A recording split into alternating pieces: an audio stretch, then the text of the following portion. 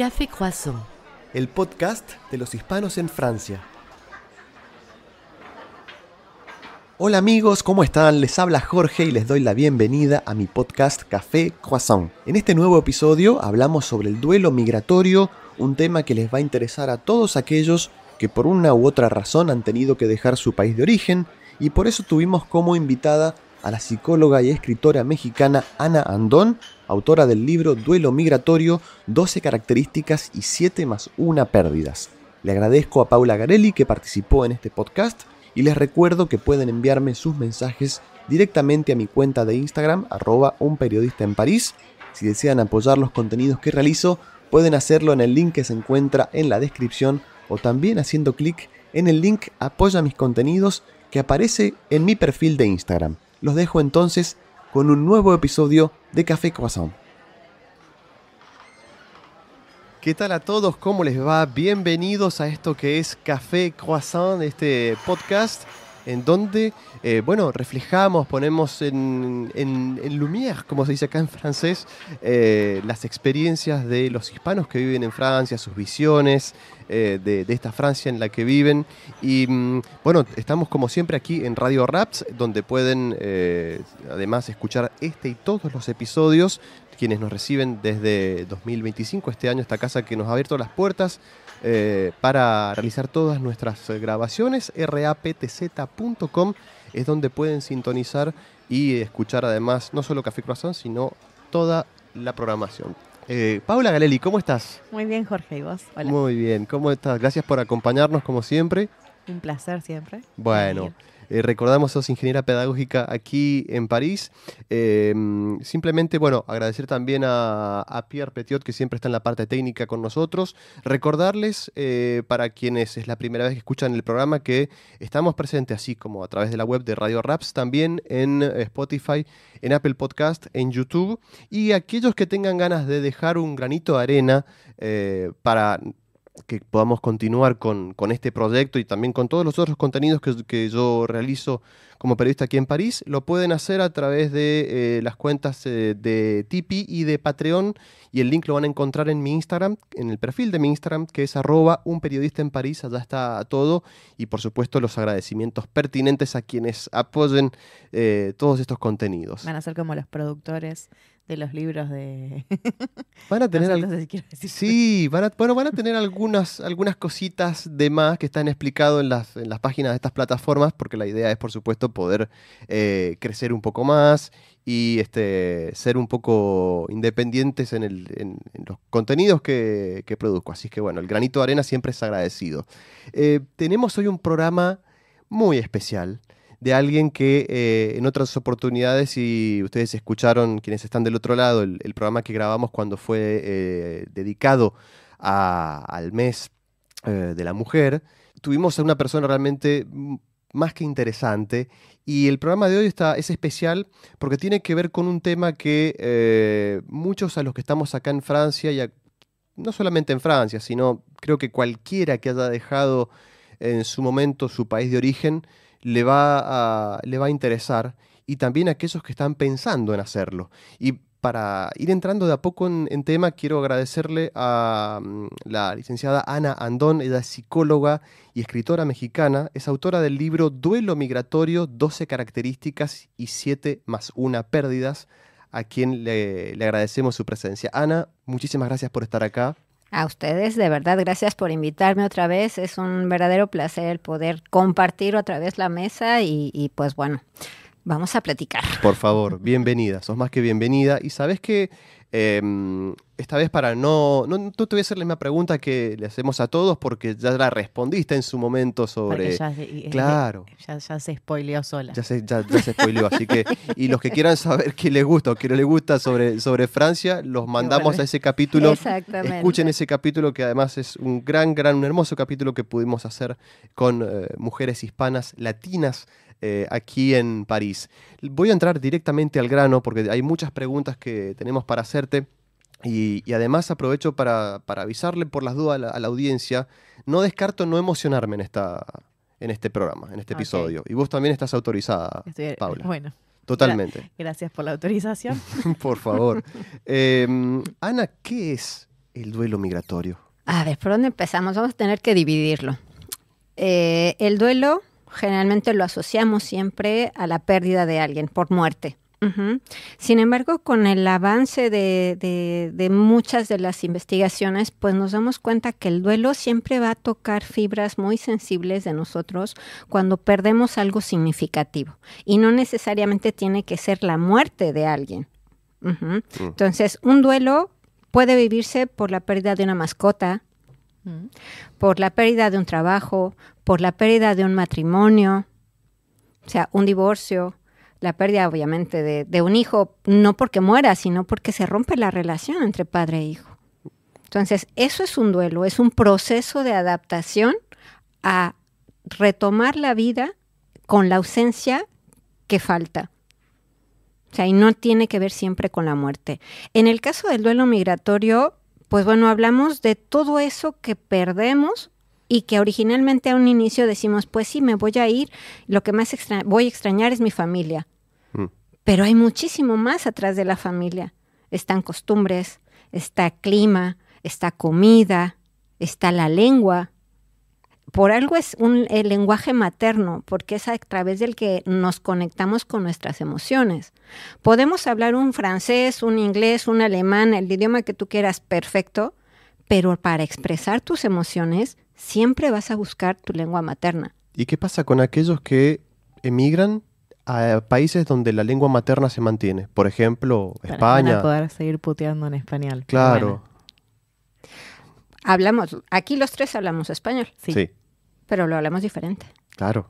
A mí me encanta escuchar su sos y vos, y para mí es, qué bonito lo escucho, pero no me llega, no lo siento. O sea, es bonito, me atrae la entonación y el sonido, es agradable, el ritmo, pero si yo hablara así, me faltaría algo. Y me toco mi corazón porque generalmente ahí es donde ubicamos las emociones, ¿no? Totalmente. Aunque fisiológicamente las emociones las sentimos en todo el cuerpo. Cuando uno se enamora, pues generalmente lo asociamos con las mariposas en el estómago. Pero hay personas que les brinca el dedo del pie y no sienten mariposas en el estómago, ¿no? O empiezan a transpirar de los nervios, el de la estrés. emoción. Ujú. Pero vaya, es tan subjetiva la expresión de nuestras emociones corporales que tenemos que aprender a identificar nuestras emociones para poder explicarle al que está enfrente de mí cómo me estoy sintiendo. Generalmente cuando nos preguntan, hola, ¿cómo estás? ¿Cuál es la respuesta automática? ¿todo Bien, bien? ¿Y gracias. vos? ¿Y tú? Claro. Todo bien. ¿Y tú? En español mexicano. Y entonces es una respuesta automática porque así nos acostumbraron. Pero si te vuelves más consciente de ti, empiezas a decir, pues, ay, como cuando llegaste dijiste, ay, estoy cansada porque hice todo esto, ¿no? Pero si no fuera porque tienes ya una confianza con Jorge, hubieras dicho bien, gracias. ¿Y tú? Sí. Seguro. Y a veces pasa que cuando decimos estoy mal u otra respuesta, es como que No quiero molestar. sale de la casilla, no es lo que estamos acostumbrados. Ujú. Nos cambian el chip. Y la otra persona no sabe qué responder. Estamos mal acostumbrados a eso, ¿no? Sí. Formateados, tal vez. Exactamente. En parte del trabajo que realizo en las sesiones, en mi vida profesional, es precisamente trabajar esta parte de desactivar muchos de estos automatismos que vienen desde toda nuestra educación. Entonces es aprender a desactivar esos mecanismos que ya están en automático y reprogramarte a ti mismo. De todas formas, pienso que cuando decimos todo bien y vos, para mí es una forma también de saludar, de decir hola. No es entrar en tema. Puede ser, no sé. Porque a mí me sale a veces de preguntar de nuevo, ¿cómo estás? Como una segunda vez. Como la segunda vez, ahí sí espero la respuesta de realmente cómo te sentís. Sí, Es realmente, en serio, no, pero en serio, Claro. ¿cómo estás? claro, de verdad. No Ajá. es el que responde por compromiso. Claro. Porque primero para mí el primero, todo bien y vos, es el automático. Sí. Pero yo usualmente tiendo a preguntarlo una segunda vez. No sé. Ok, es una Claro. buena táctica, ¿eh? Sí. La voy a apuntar. ¿Cómo nace la idea de este libro de duelo migratorio? La semilla, lo que te trajo a decir, voy a voy a abordar esta temática que es muy, muy, muy específica. La semilla es el hecho personal que debo de confiarles, que era, me estoy volviendo loca. ¿Por qué? Porque llego aquí, pues con la ilusión, enamorada, en buenas condiciones, o sea, pero en mi interior había llanto, había ansiedad, había insomnio, y decía, ¿pero qué me está pasando? Porque, o sea, yo soy profesional, yo sé que esto que me está pasando no solamente es que extraño a mi familia, para mí hay algo más. Entonces, con toda la sintomatología que empecé como buena curiosa y chismosa que soy, porque soy psicóloga, entonces empecé a apuntar la sintomatología que yo iba sintiendo y con la experiencia previa profesional de cuidados paliativos, de tanatología, de toda la cuestión de pérdidas, entonces empecé a hilar que no solamente era la falta de mi familia y el cambio de país, o el no saber el idioma. Llegué aquí sin saber nada de francés, como muchos. Y empecé a curiosear, empecé a teclear, empecé a investigar, y pues bueno, me va saliendo la información del duelo migratorio. Bueno, originalmente el duelo migratorio es este proceso de adaptación que necesita tiempo. Sin embargo, cuando este proceso de adaptación no es bien llevado o no se logra, se convierte entonces en algo que llaman síndrome de Ulises. Y este nombre se lo puso un psiquiatra llamado José Bachotegui, que es un profesor español que trabajaba en la Universidad de Barcelona y con quien ahora, gracias a toda esta investigación, puedo colaborar con él y soy la representante de la Red Atenea en Francia. Entonces empiezo a estudiarlo, empiezo de verdad a empaparme y a decir, qué descanso, no estoy loca, estoy viviendo mi proceso y qué trabajo me está costando. Claro. Además de que, pues bueno, llego aquí, obviamente, con psicología, siendo una carrera reglamentada, pues no podía ejercerla. Seguro. Y yo ya tenía más de 20 años trabajando como psicóloga en México y decía, pero esto es lo que yo sé hacer. ¿Por qué me van a decir? Ahora sí que me salieron los blanquillos mexicanos, no sé cómo se llaman ustedes, los ovarios mexicanos. Claro. Patova. Y dije, ¿por qué estas personas me van a decir a mí que yo no puedo trabajar y que además el sufrimiento es diferente entre mexicanos, latinos y franceses? El sufrimiento humano es el sufrimiento humano, no importa de qué nacionalidad seas. El sufrimiento es sufrimiento. Pero ahí me parece que también tiene que ver un poco, bueno, no estoy muy segura, pero con la visión de lo que es el psicólogo para un francés. Que siempre, bueno, mi familia francesa siempre se sorprende de la cantidad de psicólogos que hay en Argentina, de la cantidad de gente que va al psicólogo en Argentina, porque para nosotros es normal. Tenés una cita con un psicólogo, es como tener la cita para ir al gimnasio. Todo el mundo tiene una vez por semana una cita con un psicólogo. Y acá no está visto de esa forma. Como si vas al psicólogo te consideran loco. Loco, enfermo mental, tienes un gran problema, eres una persona conflictiva, no puedes con tu vida, eres inmaduro. Hay muchísimo tabú aún. En Argentina, bueno, mi mejor amigo es uruguayo y para él, sí, cuando hablamos de estos temas, para él es lo normal, lo que tú dices. Ir al psicólogo, pues es pan nuestro de cada día. Pero sí, me he encontrado aún aquí en Francia este tabú. Hablar de salud mental, siendo este mes el mes para el cuidado de la salud mental, sigue siendo tabú, sigue habiendo esta necesidad de ir rompiendo esas creencias, esos estereotipos. Y bueno, también hay que aclarar que hay muchísimas formas de ser psicólogo, de dar la terapia. Cada psicólogo, no vas a encontrar una terapia igual a la otra. Claro. Podrá haber diferentes teorías, pero cada psicólogo aplica su acercamiento a esa teoría y cómo lo ha entendido, ¿no? Perdón el ejemplo que voy a dar, que es un ejemplo muy banal, pero yo a veces lo asocio a cuando lo escuchaba a mi papá buscar un mecánico para el auto y no encontraba ningún mecánico que fuera bueno hasta que encontró ese que sabía lo que el auto tenía o necesitaba. Digo porque, por supuesto, no voy a comparar un psicólogo con un mecánico, pero el hecho de cuando encuentras realmente a aquella persona que da en la tecla exacta, es bueno, no solamente que es una alegría enorme, sino que además, digamos, el proceso para llegar a eso no es fácil, sobre todo para el paciente en este caso, para la persona, ¿no? En general se asocia que si no estás bien de tu cabeza, es que estás entonces enfermo, y no necesariamente. O sea, el cerebro es como nuestra mano, como un ojo, como un pie, como el estómago. Es una parte corporal y también necesita atención. Así como vamos con el dermatólogo por problemas de la piel, así como vamos con el osteópata por problemas osteomusculares, o sea, cada parte de nuestro cuerpo tiene su especialidad. Entonces, no necesariamente es que la persona esté enferma. Hay cosas que de pronto en nuestra mente, por la cuestión de nuestra historia personal, de nuestra historia de vida, de nuestros problemas en la niñez, de cómo fuimos educados, en qué cultura fuimos educados, cómo nos dijeron que teníamos que comportarnos, qué era lo bueno, qué era lo malo. Entonces se van formando como condicionamientos en nuestra cabeza y hay necesidad de pronto, sobre todo cuando emigramos o cuando migramos, hay necesidad de hacer muchos ajustes porque nos enseñaron y nos prepararon para ser funcionales en la sociedad en la que nacimos. ¿Y qué pasa cuando llegamos a una sociedad que es diferente? Que tiene otros valores, otra cultura, sí. Tienen los mismos valores, pero están ordenados de manera diferente. Y para nosotros, lo que nos dijeron en nuestro país de origen, que eso era bueno, pues era malo, resulta que aquí llegas y es lo contrario, que ni fu ni fa. Claro. Y dices, pero entonces, ¿debo? ¿Puedo? ¿Me lo permito? ¿Lo recorto? ¿Lo niego?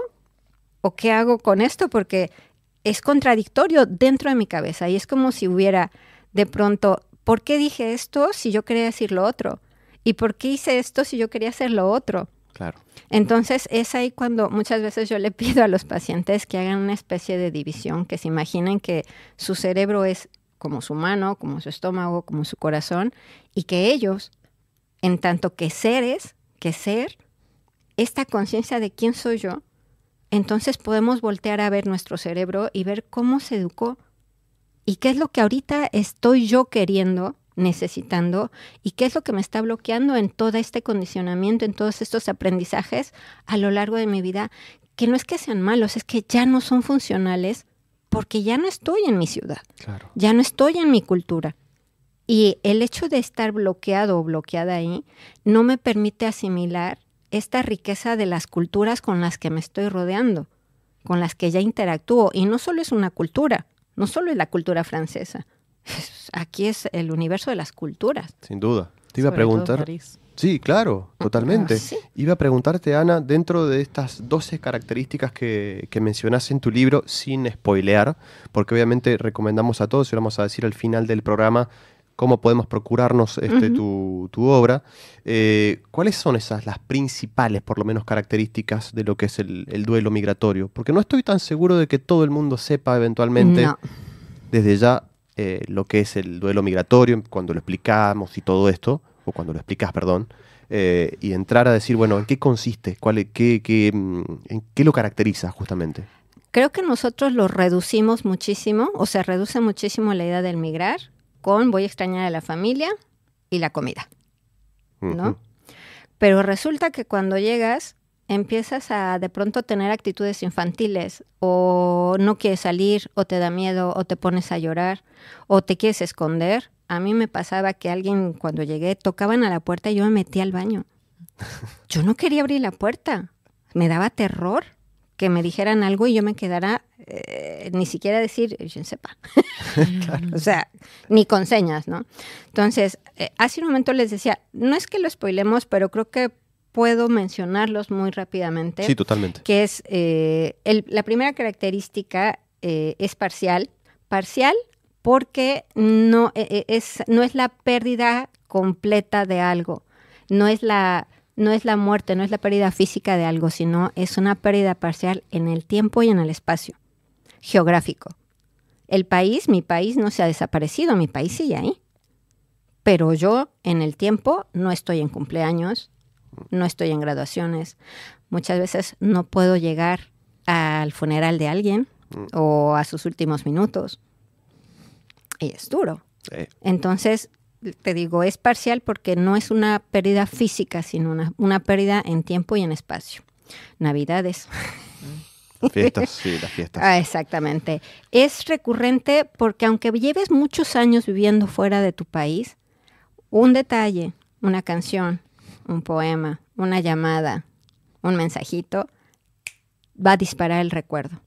Entonces puedes tenerlo a lo largo de muchos años o estar sintiendo esos pequeños choques, esos pequeños shots de nostalgia, y así va a ser. O sea, durante años. Puedes estar muy bien adaptado, pero de pronto habrá pequeños shots o pequeños golpecitos que te van a evocar la emoción y el recuerdo. Y pues bueno, eso es recurrente. Claro. Es parcial, recurrente. Tiene que ver con aspectos infantiles, que es lo que les acabo de mencionar. Cómo fuimos educados. Cómo ser una buena mujer, cómo ser un buen hombre, una mala mujer. Cómo debes de comportarte, cómo debes de sentarte, cómo debes de comer en la mesa. Cuando aquí, pues, llegas y te ponen en la mesa que dices, estás como en la película de Mujer Bonita, ¿no? Claro. ¿Y con qué cubiertos empiezo a comer? Porque pues, yo en mi casa solo comíamos con la cuchara. O sea, yo vengo de un lugar muy popular, no había tantas reglas. Entonces, eso tiene que ver también con aspectos infantiles que no tenemos en cuenta. Tiene que ver también con el cambio de la identidad, que eso cuesta muchísimo ¿En qué consiste trabajo.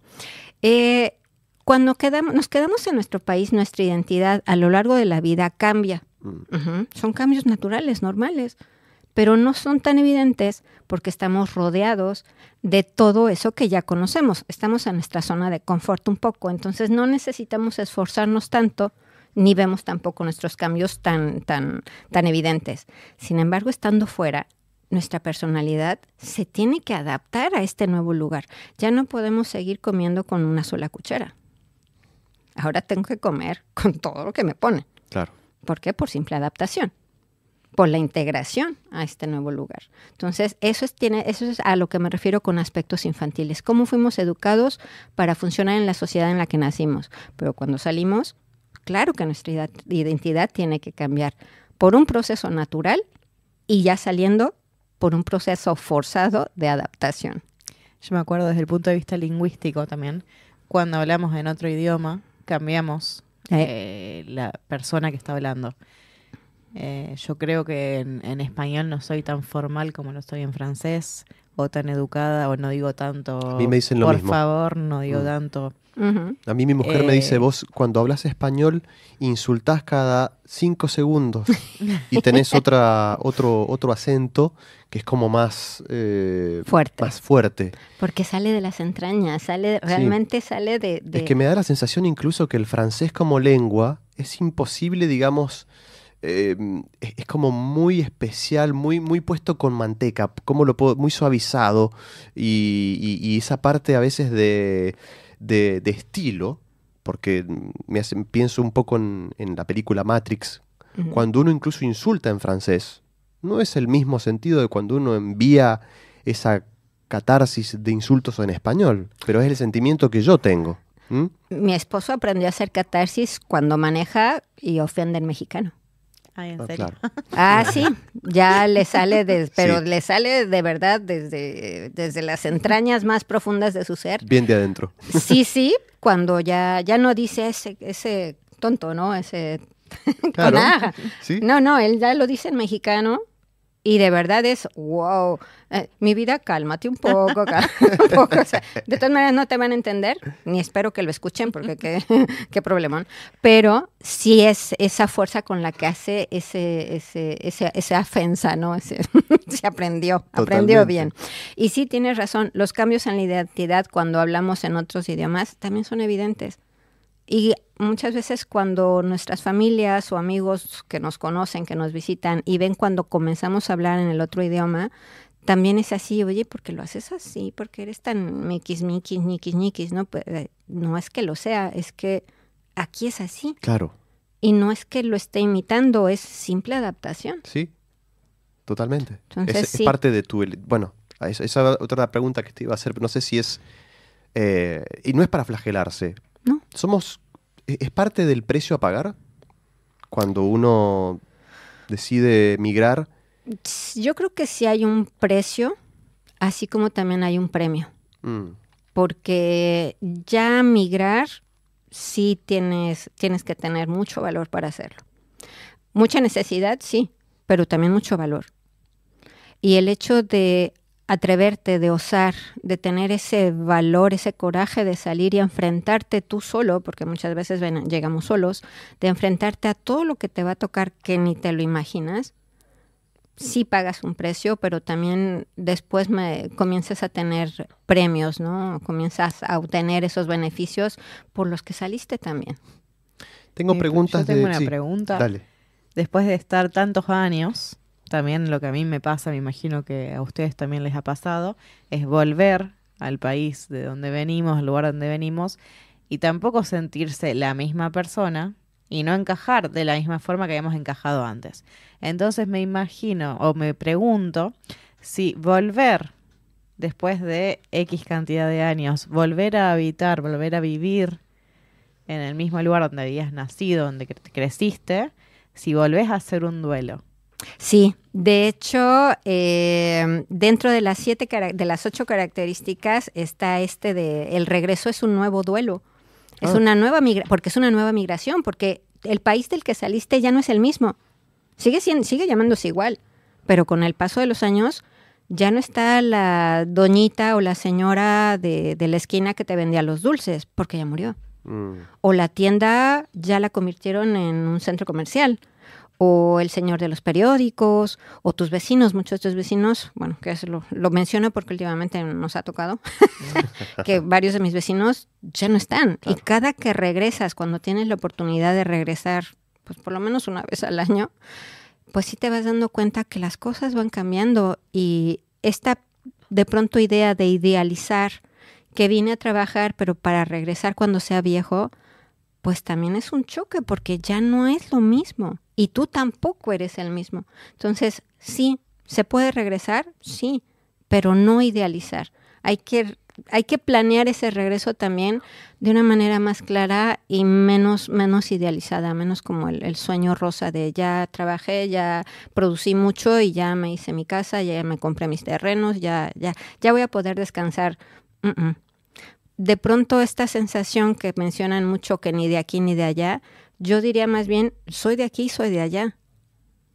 Porque ya internalicé demasiado, o ya internalicé por tantos años mis dos países, mis dos culturas, que ahora, así como está la imagen del libro, precisamente la imagen del libro fue por eso, porque decía, somos como una plastilina, no sé cómo le digan. Sí, claro. La plastilina, esta masa que puedes moldear a tu gusto y que esencialmente tienes un color, tu color preferido, pero con las experiencias de vida que vas teniendo, pues se va mezclando, no sé, un nuevo idioma, 2 idiomas, es una masita, un pedacito de otro color, de otra masa, ¿no? Entonces, pues la añades. Y luego que si te dolió esto, y luego que si tuviste discriminación o acoso, pues otras 2, ¿no?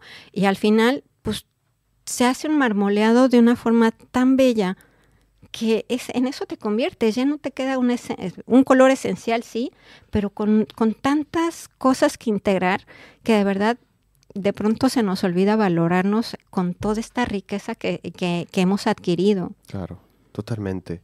Tengo preguntas de personas, digamos, oyentes del programa y otros que me lo hicieron a través de mi cuenta de Instagram, @unperiodista en París. Empiezo por la primera, que es de María Valcarce, aquellos que han escuchado el programa en el cual ella presentó también su libro Aliado.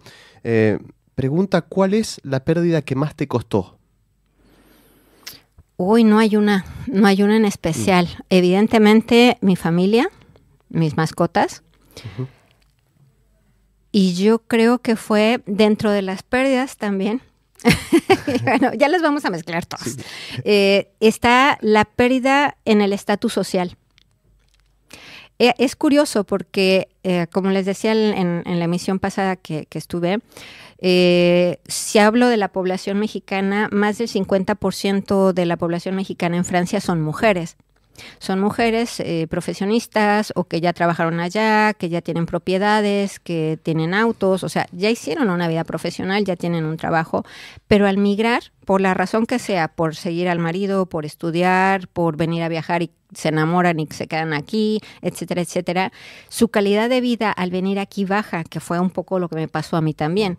20 años de experiencia ya también pues conocida o reconocida en mi área, con mi círculo social, profesional, y de pronto llegar aquí y ser nadie.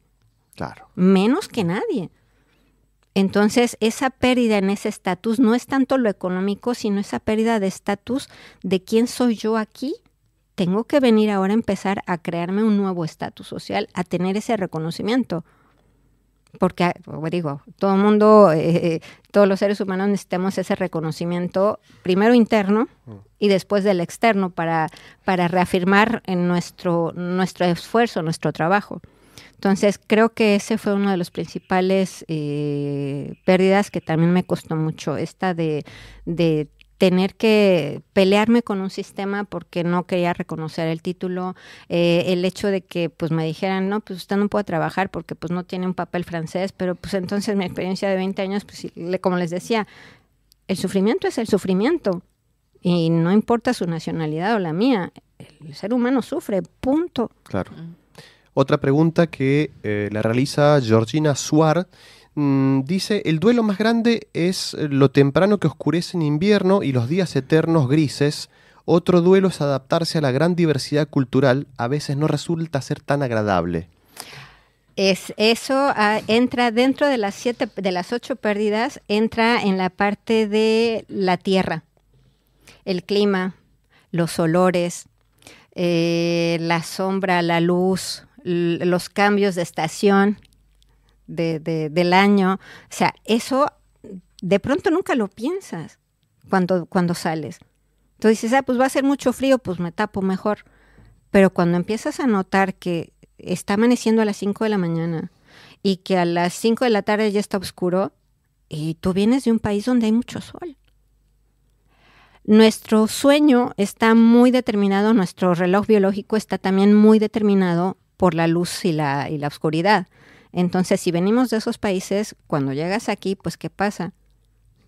Ajustar tu reloj biológico no es algo voluntario y también lleva un proceso y lleva un tiempo. Necesitamos un tiempo para que nuestro reloj biológico se vuelva a adaptar ahora a este reloj, ¿no? A estos tiempos, a estos cambios. Es una de las respuestas dentro de la parte no me gusta de Francia que más hemos recibido, que más que más sale de todos los invitados que solemos tener, es la parte climática. Tiene que ver el tiempo. Sí, a mí me parece también que tiene que ver, bueno, con también el aspecto físico del ritmo circadiano, que en realidad cuando amanece, cuando hay luz solar, uno se siente con energía porque dice, bueno, empezó el día, tengo que hacer cosas. Cuando ya hay menos luz, decís, bueno, ya está, me puedo cansar. Entonces el cuerpo se empieza a adaptar a la luz, al cambio.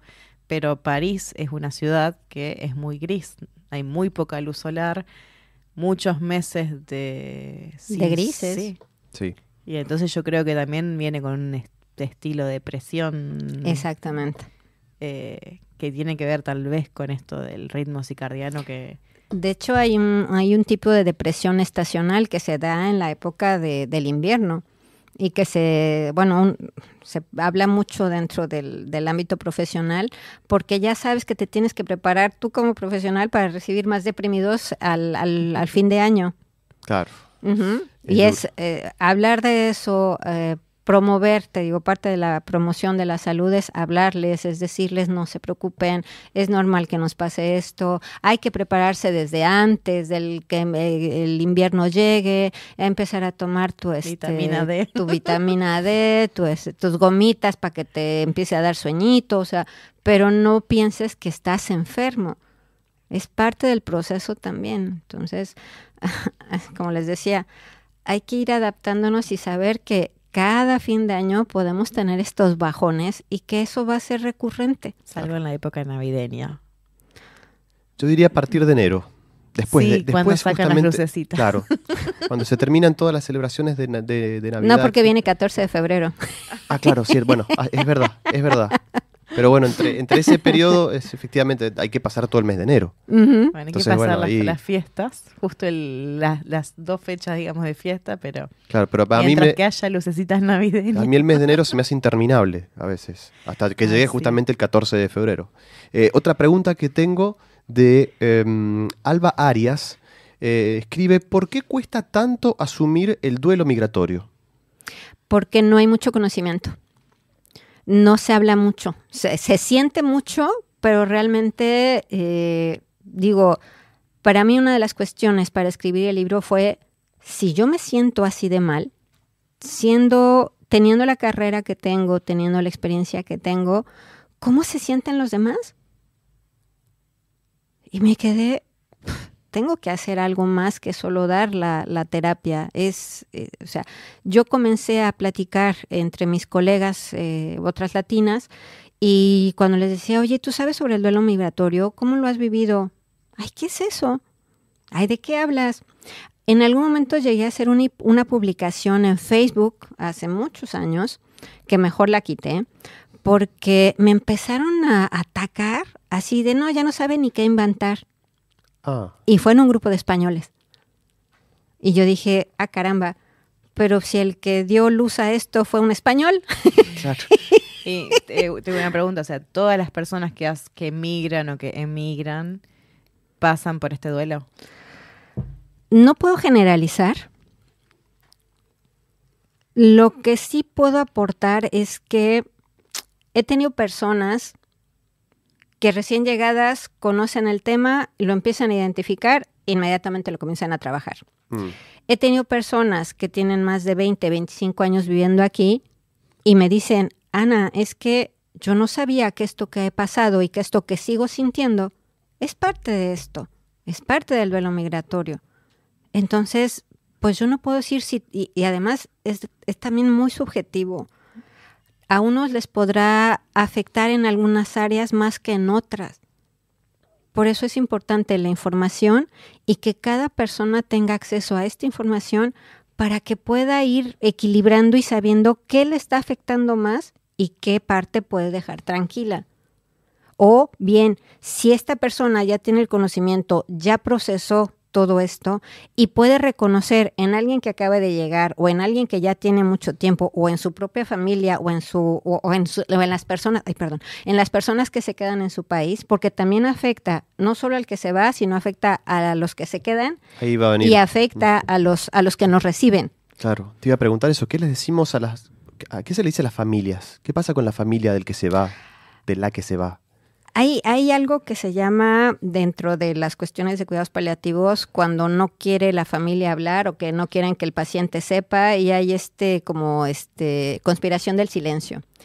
No le puedo decir que me siento mal porque se van a preocupar, pero si te están viendo, lo único que ganamos es que nuestras familias se sientan más ansiosas y más preocupadas de lo que realmente nos está pasando. Entonces, sí, no le estoy pasando bien, pero me estoy adaptando y estoy en el proceso y estoy buscando ayuda.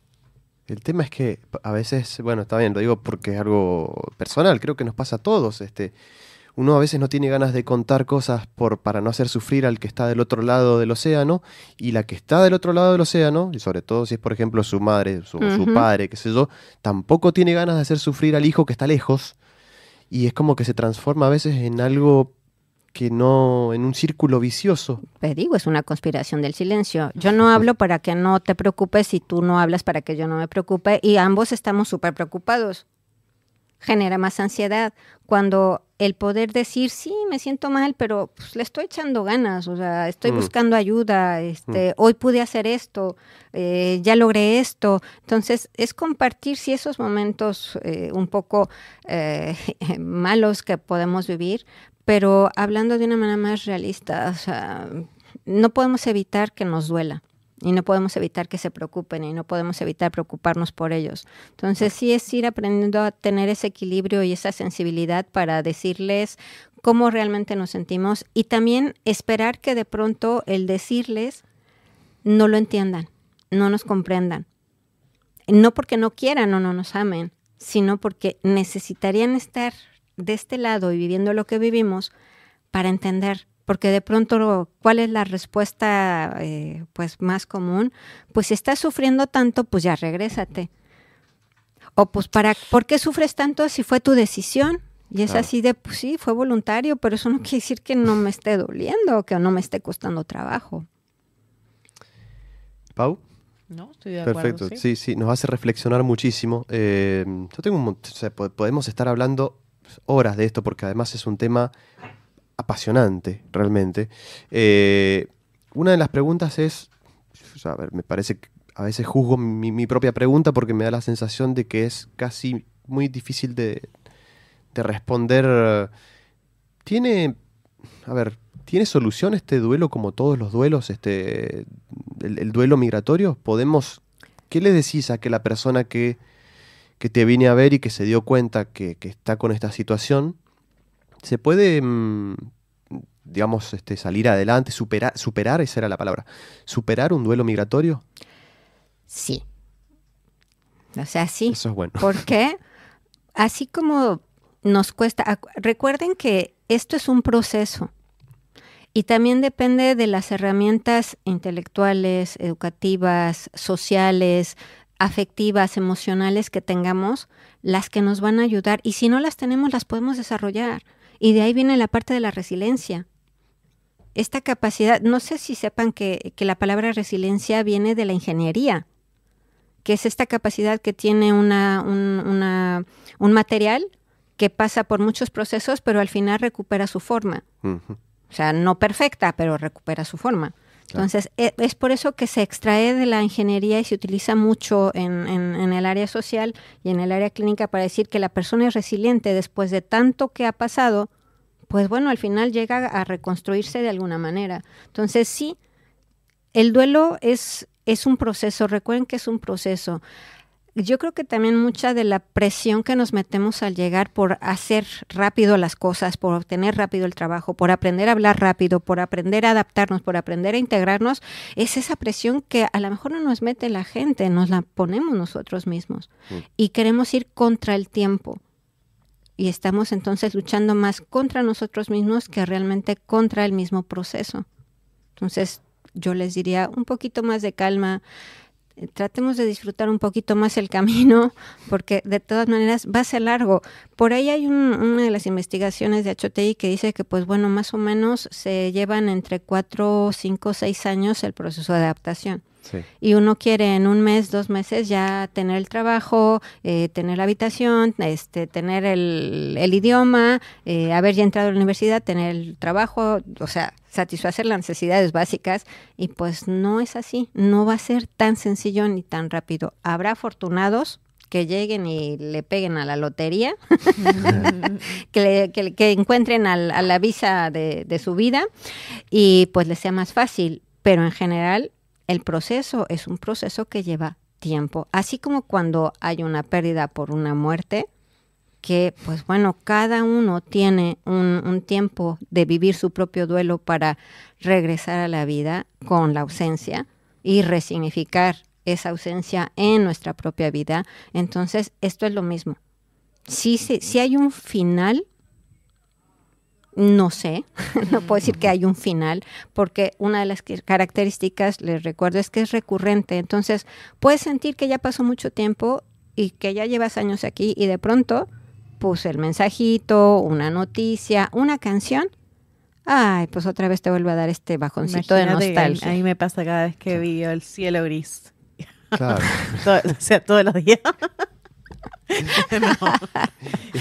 Pero bueno, de pronto aprendes ya a saber o a reconocer, ok, esto me pasa porque todos los días me toca vivir esto, pero también hay días que son soleados, aunque sea 3 al año, pero los voy a tener. Sí. Y me tengo que contentar con eso. Claro. A mí algo que me pasa muy seguido es, en México, cuando salía de mi habitación, generalmente cuando abría la puerta, lo primero que veía, había una terraza, y lo primero que veía eran los 2 volcanes, el Iztaccíhuatl y el Popocatépetl. La casa de mi madre es al sur de la ciudad, junto al Estadio Azteca, y del otro lado tenía otra montaña muy cerca, que es el Ajusco. Entonces, pues de pronto yo salía y veía mis montañas y decía, ay, me encantan, siempre las amaré y toda la cosa, enamoradísima de esa vista que tuve por tantos años. Y de pronto cuando llego a salir de aquí, salgo de la casa, veo los edificios y de pronto de manera instantánea miro hacia arriba y digo, ay, ahí están, ay, no son unas nubes. Claro. Y me empiezo a reír conmigo misma de, ay, mi cerebro, ¿cómo te gusta engañarme? ¿Qué mula eres? ¿No? Pero ya me da risa y pues sonrío porque finalmente esa vista que tuve durante tantos años no la puedo borrar de mi mente. Por supuesto. Y me sigue manteniendo esta raíz con ese lugar que es tan entrañable para mí, que es la casa de mi madre. Tengo la última, a menos que vos tengas otra, Paula. No. Se puede a veces negar lo que a uno le está sucediendo en el sentido de, tengo la sensación, claro. No voy a decir, fue un amigo, le pasó, no, a mí me pasó. Pasaron 3 años desde que estaba ya acá en París y decía, en realidad no tengo el sentimiento de que mi país me falta, el desarraigo que se le llama. Y fue algo que me vino a dar después, lo empecé a sentir de muy a poquito, cuando llega la crisis del COVID y cuando supuestamente tendría que haber vuelto a la Argentina 3 años después por una cuestión de cambio de visado y terminaron esos 3 años, se convirtieron en 7 años. Ula. Entonces, 7 años sin volver. 7 años sin volver al país. Y me di cuenta después que, pasaron muchas cosas. Durante esos 3 años yo no sentí nada, me sentía como que estaba bien, perfecto. Bien congelado. Pero cuando empezó, después de esos 3 años, es como que empezó a hacerse algo cada vez más complicado y bueno, no voy a explicar lo que fue la vuelta, porque tiene mucho que ver con lo que vos mencionabas antes de ese estado de shock en el que me sentí, porque mi tierra seguía siendo mi tierra, pero ya no era más mi tierra, no era lo mismo, y yo tampoco. Pero podemos a veces decir, no, en realidad tengo la sensación de que no, estoy perfecto. ¿Es normal que no extrañes al principio? De hecho, una de las características es que este proceso de duelo se da en etapas. Una de las principales etapas que maneja la doctora Kubler-Ross, que es fundadora de la cuestión de los cuidados paliativos, es que de los duelos, sí, es la negación. Claro. Uno de los primeros es la negación. Después viene como la ira, después viene la negociación, después viene otra etapa y al final viene la aceptación. Pero sí, la negación, pues sí, o sea, es muy evidente. Y puede durar años.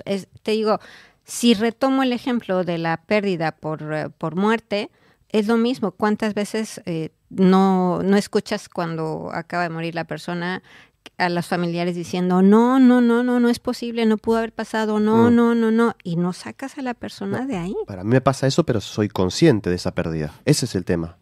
Es una cuestión de, en realidad, tengo la sensación de que no es, pero soy consciente. En cambio, respecto al país, no era tan consciente. No, son mecanismos de defensa. Probablemente. Y que también entra dentro de las características del duelo migratorio. El duelo migratorio va a poner en actividad mecanismos de defensa, que si no sabes cuáles son, pues obviamente los pasas de largo, ¿no? O sea, no los identificas. Totalmente.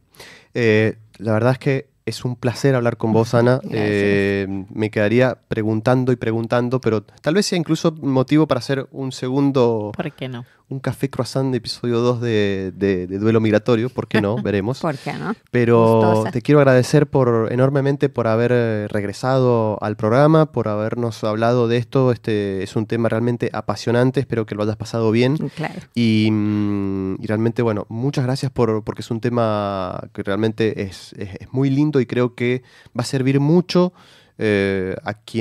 tanto a quienes han migrado y como a quienes piensan emigrar. Es parte del objetivo justamente por el cual hacíamos el programa de hoy. Así que te quiero agradecer por eso.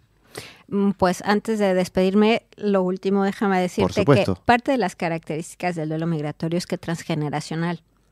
Y que no solamente te va a afectar a ti, que eres el primero en migrar o el que salió primero, sino que también va a afectar a tu descendencia. Uy, ¿en serio? Sí. Nos habrán afectado así nuestros antepasados, en mi caso italianos.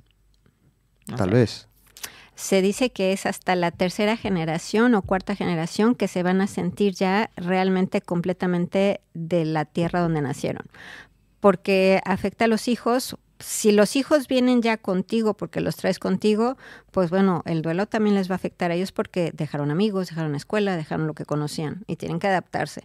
Y si nacen aquí, pues de pronto en casa se habla 3 o 4 idiomas, en casa se lleva la doble cultura, pero afuera se lleva una cultura. Entonces, los hijos también lo viven. Hay que... no. Quiero hacer ese último punto precisamente porque me llegan muchas pacientes también que son hijos de migrantes y que de pronto no conocen tampoco el tema y llegan haciendo preguntas sobre su origen. Y dices, Madre Santa, les tengo que explicar que esto no solo es de ellos, sino que también viene desde aquí, claro. Cómo va a pasar, hacia dónde va y cómo pueden trabajar en ello. Entonces, pues bueno, por supuesto que yo estoy lista y preparada para un segundo programa, un tercero. Yo colaboro colaboro y gustosa. Totalmente. Y muchísimas gracias por esta oportunidad de venir nuevamente con ustedes. Por favor, Ana, gracias a vos. Vamos a recordar entonces el título de tu libro es Duelo Migratorio, 12 características y 7 más 1 pérdidas. Está en español como en francés también. ¿Dónde podemos encontrar el libro para quienes deseen adquirirlo? Actualmente la versión en español la pueden conseguir por Amazon o bien pueden enviarme un correo directamente a mí, un correo a hola@anandon.com y pues bueno, hago el envío directamente. Perfecto. Y así se los envío autografiados.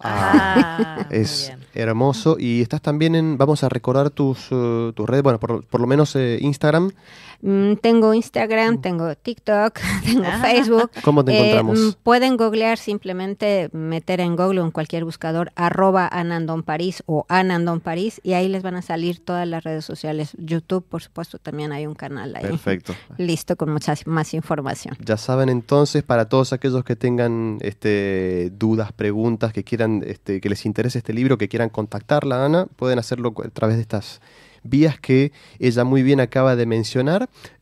Paula, bueno, nos reencontramos en la próxima. Nos reencontramos en la próxima. Espero como siempre. Como siempre. Gracias y por... la próxima hay festejo. Es probable que la próxima haya festejo, sí. Ya les vamos a explicar a nuestros oyentes el porqué, pero hay fechas especiales que aproximan, que llegan. Así es que bueno, gracias por estar como siempre, espero que lo hayas pasado bien. Siempre un placer. Genial. Agradezco también a Jean-Baptiste que estuvo hoy con la parte allí de foto y de video para la promoción que después vamos a hacer en redes sociales. Le agradezco también a Pierre Petiot que nos estuvo acompañando y guiando siempre en la parte técnica aquí de Radio Raps, donde pueden, por supuesto, escuchar, como les decíamos en la introducción, y todos los episodios anteriores de Café Croissant, raptz.com es el lugar indicado, como también las otras plataformas en las que está Café Croissant, Spotify, Apple Podcast, YouTube. Y les recuerdo nuevamente que quienes quieran colaborar, apoyarnos con su granito de arena para poder continuar con la creación de este programa y de otros contenidos que también realizo, lo pueden hacer a través de mi perfil de Instagram, @unperiodistaenparís, donde por supuesto me pueden también dejar los comentarios, las preguntas, etcétera, etcétera. Siempre es muy agradable leerlos y poder responderles. Creo que no me olvido de nada, así que estamos... perfectos. Les agradezco a todos ustedes por haber estado del otro lado escuchando y bueno, nos reencontramos la próxima vez en esto que es Café Croissant, el podcast de los hispanos en Francia. Que estén muy bien, hasta la próxima.